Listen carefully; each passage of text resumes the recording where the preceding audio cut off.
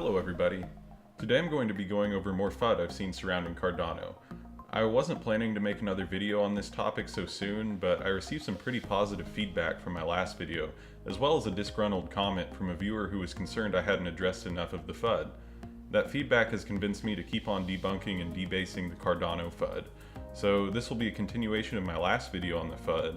If you haven't seen the first one, I'll go ahead and add a link to it right here up in the top right for you. You don't necessarily have to watch these videos in order either, so feel free to keep watching this one, and if I keep your attention, you can watch the first video after this one. So let's get started. Claim number 1. Shelly has been delayed. Charles keeps breaking his promises. It is true that Shelly has been delayed, but people need to realize that innovation takes time. In some of his surprise AMAs, Charles has gone in depth as to why Shelly has been delayed for so long. In short, it's because the years 2017 through 2018 were years of learning for IOHK. They had to rewrite a lot of their code and work hard to achieve excellence in their company's internal structure before they could achieve the quality of the work that they were happy with. To me, this shows just how responsible, careful, and caring that the team actually is about their work. They don't want to be releasing buggy, crappy code to their consumers. This is in sharp contrast to most of the rest of the space who consistently ship broken code and offer things like Bug Bounties to try and fix their issues post-release. And that's just a bad business practice. These blockchains shouldn't be treated like a smartphone application or a Todd Howard video game. When you're running a platform dealing with money that directly affects people's lives, it's important that it is fundamentally bug-free and secure from the very beginning. It's also important to note that since these years of learning for IOHK have passed, they're now in a position to push out quality work at a much faster and more consistent pace. On top of this, people need to stop acting like a release date is a promise. When Charles Hoskinson is telling you that a certain update will happen at a certain date, it isn't a promise. It's an estimation of when he thinks they might get the work done. If it turns out that it takes a little more time to develop something at the level of quality they strive for, then that's also quite understandable. It's understandable because no one else has ever done the work that IOHK is doing. They're pioneering new business practices in a new emerging sector of technology. This isn't exactly easy to do, and there are a lot of uncertainties. Claim number 2. Daedalus is buggy and doesn't work. So, for those that might not know, Daedalus is the official Cardano wallet released by IOHK. In the past, a few of the users of the wallet ran into networking issues that caused their wallets not to sync to the blockchain correctly and made the whole wallet unusable. I could see how this could be a cause for concern for investors in the project, but the not too recent Cardano 1.4 update has totally resolved these issues. They rewrote the entire back end of the wallet, as well as updated it to run on Linux, and as a Linux user, I was stoked. So, for those complaining about a broken wallet, it's fixed. I think it's also important to note that Daedalus is no longer the only official wallet for Cardano anymore. Recently, Emergo has been on fire, and they released a light mobile wallet for Cardano called Yoroi. I haven't tried it yet, but the reviews for it on the App Store are pretty much 5 out of 5. Maybe I'll talk more about Yoroi in a future video, but it's awesome that Daedalus is no longer the only option for investors. Claim number 3.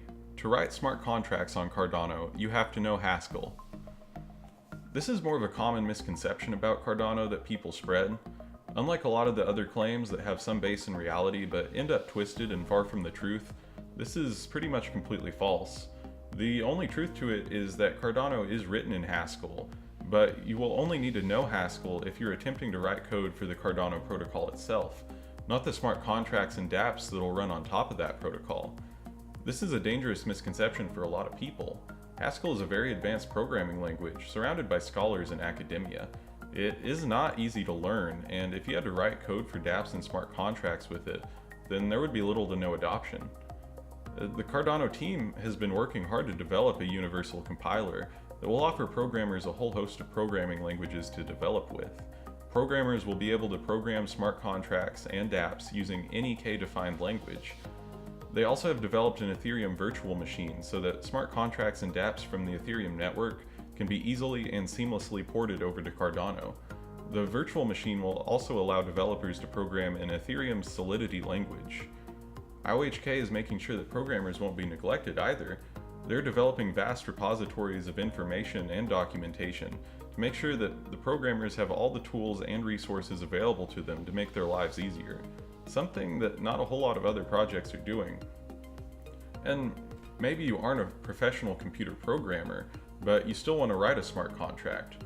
Cardano also has a solution to this.